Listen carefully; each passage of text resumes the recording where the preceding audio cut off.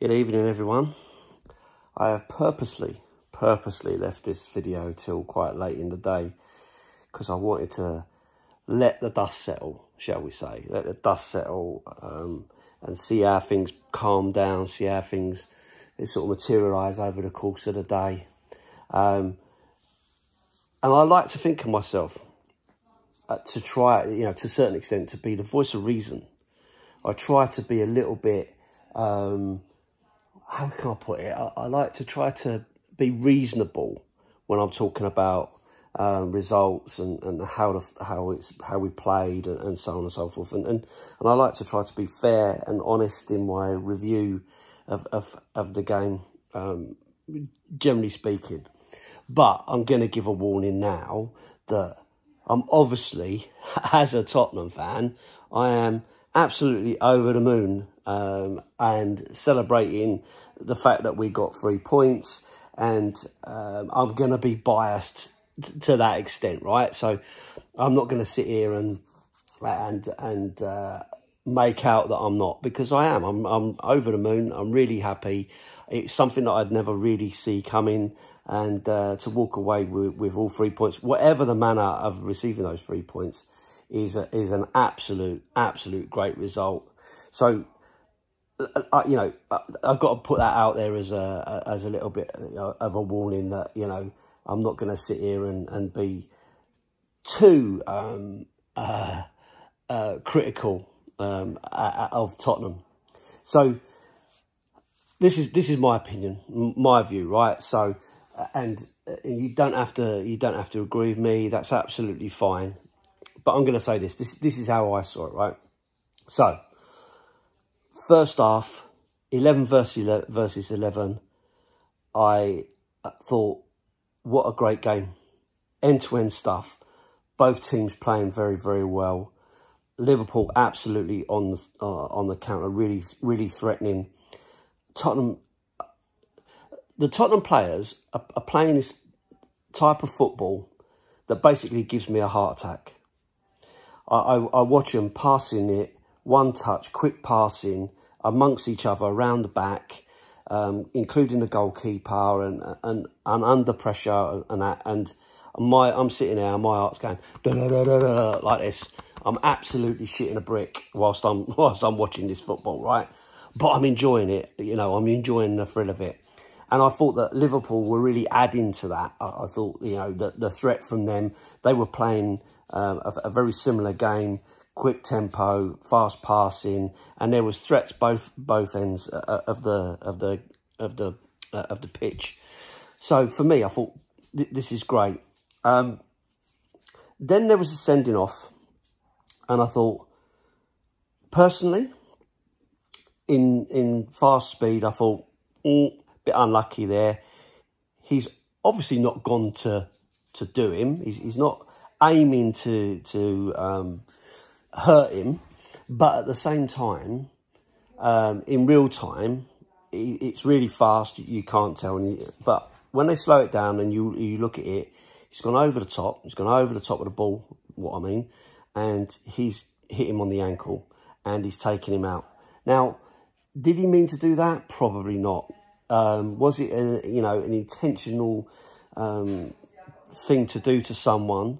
Obviously not. But at the same time as that, was it dangerous? Did it, was it one of those that could have injured the player? Was it fairly reckless? Was he under control?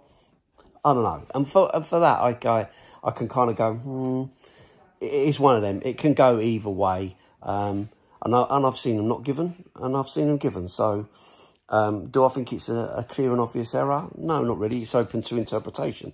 And the interpretation was that it was a nasty tackle, and it was a red card. Get over it, get on with it. And even at 11 versus 10, it was still a really good game, and Liverpool were really putting up a good fight. And I thought that we, going in at 1-1 at half time was probably a fair result. It was probably a fair reflection on how the game had gone. So, there you go. The build-up that led to the goal, there was a situation there where Udogie made a tackle. To me, won the ball. But again, another one of them you look at and you go, did he hit it, didn't he hit it, whatever. But he got the ball from my perspective, and basically he's follow on. He's caught his foot. Okay, he goes down, gets a free kick. Blah blah blah. We know what happened. We end up at 1-1, and a well taken goal. End of story, right? So you accept that. Now the other thing to say in this first half was Vicario was brilliant in goal. Saved us on a couple of occasions. And then also when you look at the other end of the pitch, Alisson also played really well. Took a couple of opportunities, saved them a couple of times. So again, as I say, very balanced game, going particularly well. Could have gone either way. And you get the one man advantage, and you think to yourself, well, you know, that's good, because Liverpool's still going to be pushing on. They're still going to be trying to go for it, and so on. So fast forward to the second sending off, and I think when you look back at it, the first booking that he got looks like, when you look back at it, that Udogie tripped himself. He's running along, the player's behind him, Jota or whatever, and he's behind him, and I guess the ref looked at it and thought that he'd clipped him. Don't necessarily look like he clipped him to me, but you know, again, it's another one of those. You know, it looks like it. You know, it's an error. But at the same time as that, there was a tackle just before that, where he should have got booked and didn't get booked. So you kind of go, well, you know, maybe it wasn't so much that one, but the one beforehand where he thought, do another one of them, you're going to get booked. It's an accumulation maybe of it. And then stupidly, he dives in and takes the doggy out again just after getting booked and gets himself sent off. Now, I'm sorry, but you know, that isn't the ref's fault. He's the player's fault. He made that decision. So that's the second booking. But at the same time as that, you look back and you go, okay, full credit to old Clibbity Klopp. He got his tactics absolutely right. He brought on his defenders. He put them in there. He made it really difficult. Liverpool got a really good defence, and they play, you know, really well. Big guys, very commanding, and even on the break, they looked like they had the opportunity. They could still win this game, right? So I'm watching it, and I'm still thinking to myself, heart's going. You know, this is Liverpool. We haven't had the greatest of results against them. We don't always get the luck that we really want from them. So I'm kind of thinking, this could still go another way. This is Tottenham. This is Spursy. This is Dr. Tottenham. This is what happens, right? You go on and you command the game all the way through, and then you end up losing, you know, by a fluke goal, and end up losing the game after being in control of it. I thought he did really well, and I think it's really difficult when a team sets up like that to stop you scoring. It's going to be difficult, and I also felt that there was, like I said, this threat, and I think that's what drove the substitutions. You know, taking Maddison off, taking Son off. That's what kind of drove them substitutions. I think Postecoglou was kind of thinking, let's just see this game out now. You know, it's not happening for us. We're not getting the rub of the green in terms of opportunities. So if we're not doing that, then, you know, we need to make sure that we don't lose the game, because we're in a really good, strong position here against 9 men. They're not going to push on and attack us so much, but we need to make sure that we don't, as we're overcommitting, we don't sort of just throw it away. So I kind of got all that and all the rest of it. And then, of course, the pundits are calling out that we need to go wide and we need to drive the ball in low and all the rest of it, because the defence there are okay with dealing crosses into the box. And the first opportunity we do that, we get the known goal. Now, absolute scenes, crowd goes mad, Porro goes crazy, and we obviously go on to see it out for the 2-1 win. So let's just rewind back and talk about the offside. Yeah, offside. And I think the issue here isn't about them drawing the lines. It's about the fact that the VAR thought that they'd given the goal, and they didn't check it to see whether it was offside because they thought they'd given the goal. But when in actual fact, the linesman had flagged for offside, so they're actually giving it an offside. So it's a miscommunication between them. Now, again, I'm really sorry, but those things happen and they balance themselves out over the course of a season. Lots of teams get the rub of the green, and this time it wasn't Liverpool's turn. And for once, Tottenham managed to get the rub of the green here, and I'm going to take it all day long. And that's just the way it is. That's football. That's what makes it exciting. That's what makes it interesting.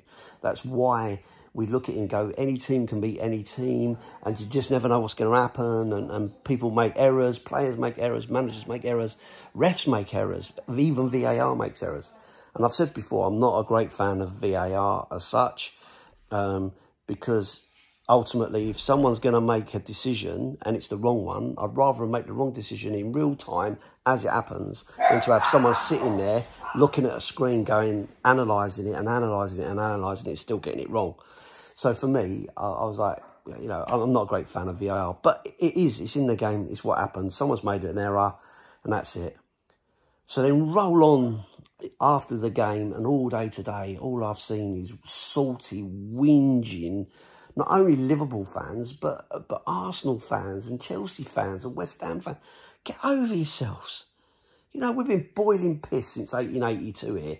We're Tottenham, we're the irrelevant club that you all hate and can't give a monkeys about. So why are you getting involved? Why are you so bothered? At the end of the day, it balances out. Come the next game against Liverpool, I'm sure it'll be a totally different scenario, because you never get anything at Anfield, right? So it is what it is.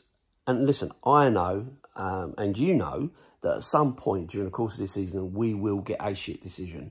We will get something go against us that's really bad, and it's going to really mess us up and all the rest of it. And we're going to have to suck it up and get on with it. And I hope we do, because, you know, you've got to take the rough with the smooth, and that's it. The final thing I want to talk about is the celebrations afterwards, and the fact that people call it. And they did this last week when we drew with Arsenal. And I think we need to make this absolutely clear. We have been watching some of the worst football for 3 or 4 seasons.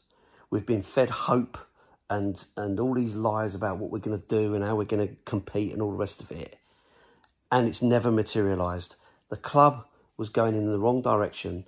There was a drift between the players, the manager, the club, the owner, and the fans and everybody. The place was stinking out. There was no atmosphere in the stadium at all. No one was enjoying it. Everyone was moaning. So this isn't about celebrating a win against Liverpool playing 9 men. This isn't a celebration about drawing with Arsenal. This is a celebration of actually seeing decent football for a change that's exciting, with a manager that's pulling all of the fans together and giving us something to cheer about and something to be happy about. And that's why the fans are excited. That's why they're having a really good time. That's why they're enjoying themselves. And all you fun sponges out there saying, oh, it's embarrassing, oh, this, don't have a drum, don't have a trumpet. Get over yourselves. Get over yourselves. It's football. It's what gives us that. This is why we get excited when we see a last-minute goal, own goal, in a game that you wasn't expecting to win at the start of the game. You thought had gone past you, and you wasn't going to get the result that you thought you deserved, and you get that, and that elation at the end. It's only 3 points. It's just another 3 points, but we march on. We go to the next game and we hope that we can get another 3 points or a point or whatever it might be. It's an uphill battle sometimes. You know, it's going to be the rough with the smooth, and you're going to have a situation where something's going to go against you. But you know what? I'll just suck it up and get on with it. I won't be raising a petition. I won't be asking my MP to look into it. And I won't be abusing fans of other clubs with racial or anti-Semitism and personal vendettas just because my team lost the game. So you need to, if you're doing that, you need to look at yourselves, because that's a little bit sad. Banter's one thing, But abuse of people, you know, for whatever reason, is just something else. So anyway, I digress. Ultimately, listen, I'll take the 3 points. I'm more than happy. I'm Tottenham till I die. Up the Spurs.